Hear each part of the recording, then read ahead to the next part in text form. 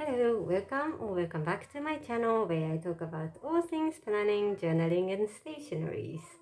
Today we are surrounded by Traveler's Factory items. Welcome back to my Bungu-mas episode. This is my version of Vlogmas where I am sharing 25 items that I really enjoyed in 2024. Bungu means stationaries in Japanese, and yes, I am very excited to share all the nice Bungu stationaries that I enjoyed. And today we are specifically talking about the traveler's notebook inserts that I used. As of now, I haven't really used app. I wanted to use app at least one of them, but it didn't quite happen because there was time I was very into rings and then very into Hobonichi cousin, and yeah, it's just how it is. But the beauty of traveler's notebook items are if you choose the normal notebook or undated one, there's no pressure to use anything up within the year.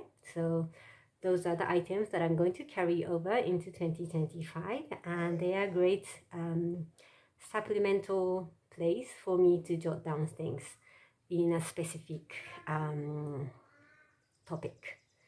So today I want to talk about this one. So let me just put this on the other side. So I have used 3 notebooks. It looks all the same, so it's not so exciting, but oh, this is a very old file that Traveler's Company and the Turner collaborated. So I have used 2 dot grid number 026 Traveler's Notebook inserts. So this is something I picked up when I was there in Traveler's Factory this year. And also because I really liked it, I actually ordered extra notebook on Amazon Japan. And yes, the how do you call this cover is very light color, which also I quite enjoy. I was a bit worried if it will get dirty, but so far it's been holding up, so yeah, it's okay. So the first book that I am using here is my commonplace book. I started commonplacing in August when I started using my Traveler's Factory as my sub notebook. In July, I did a 1 book July challenge where I tried to use Traveler's Notebook for a planner. It was a good experience, but it wasn't quite for me. So the planner itself shifted back into Filofax, but I still use Traveler's Notebook standard size as my journaling plus interest notebook series.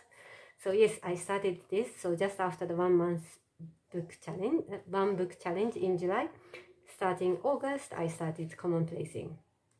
To be honest, I got very busy during autumn season with my day job, so I have kind of slowed down a lot compared to how it started out in summer. But I mean, again, this is the beauty of just a simple notebook that I don't need to feel guilty if I drop it for a few weeks. There's always a chance to pick it up again. So I am now slowly trying to pick up commonplacing habits, which is very nice. And even with some, pause in between, seeing how my interest has been for the latter half of the year is very interesting. So yes, this is not like my main journaling book or anything, so the pace of how I use the notebook is quite slow. So this is like half a year, and then I'm actually in the middle, so it might take another half year. I don't know how it goes, but we will see. And it will be interesting to see like how this commonplace accumulates year by year, because I think what I am interested will be different moving forward. And then the second one is another same dot grid book, and I'm using this as my book log. Originally I was using Moleskine for a very long time, maybe more than 8, 9, 10 years. Yes, but now that I started using Traveler's Notebook kind of intensively, I am trying to shift all the other notebooks into this size so that at the end of the day they sit nicely same size on the shelf. So I backdated a few entries from my book notes Moleskine that I was using earlier, and this is just very simple quotes from the book I read. So what I do is when I'm reading a book, if it's a physical book, I continue putting post-its on the something that I learned or what I thought is interesting to keep.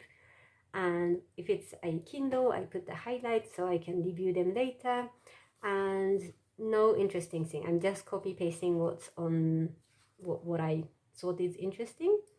And that very simple way made it possible for me to keep on doing this book log.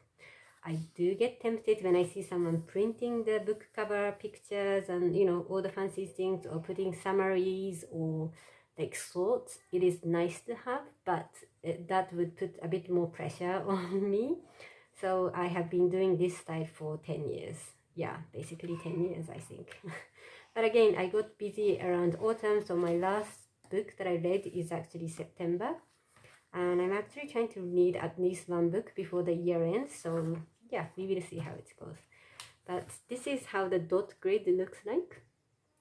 It is very subtle, so to be honest, to write on this is not so easy. It does require a little bit of exercise compared to like lined ones. And the last one I want to share today is this Kyoto edition. So this is such a gorgeous one. This one, they sell it as it is, or when you purchase this Traveler's Notebook Kyoto cover, this comes already set inside. So that is how I actually got it. And look at this nice and shiny pink gold. So part of me wanted to just keep it in the shelf forever without touching it. But that's also, I know that if I keep something, like looking at some of the items that stay with me for like 10 years, this will just sit on the shelf for 10 years, which is not a nice way of utilizing what I already have. So I started using this with the intention as my reflection book. So I started doing this in January, February, March, and then I kind of dropped it. And then when I got this, I actually backdated from January onward, and I updated in July, and I completely forgot. And yes, part of me wanted to do like every month, which will go all the way almost up to the middle. So this will be supposed to capture like 2 year worth of monthly recap. But now that I have dropped it for quite a long time, and whether I want to do this again, I am not quite sure. So I am actually just thinking I'm going to drop this in the sense of using it as a monthly reflection book, but because I don't want to abandon this gorgeous notebook, and it feels shame if I only use a little bit and just throw it away. I'm thinking that once I am done with my current journaling book, which I will share in the next video, I want to come back to this and use this as my journal. And this is something I've been trying to develop inside me, that it is very okay to switch the purpose of the notebook. I mean, like if you have like a Stalogy or stick notebook like Moleskine, obviously you would want to use it in any way possible, but especially for this slim style notebook, I originally thought, okay, if I used a little bit for different purpose, like would I want to switch to something different, or should I just get a new one because it's not like expensive notebook like Moleskine, let's say. But now I am in a state where I do want to make most out of what I already have. I actually kept this in my cabinet as my like second candidate for the next journaling book, and I'm actually excited now that I'm touching it again after a few months. Yeah, I am excited. The only challenge is I really like it, but this doesn't even have a dot grid. So writing nicely on this paper might be a bit challenging compared to, having a guideline like this. But I do like the cream color. You can see the difference of the color. And I really love the cover. So yeah, this is my strong candidate for my next journaling book. So let's see how it goes. So this one will be definitely show up in 2025, and all of those commonplace book log, and maybe journaling book will move into 2025. So thank you very much for checking in, and we'll see you in the next video.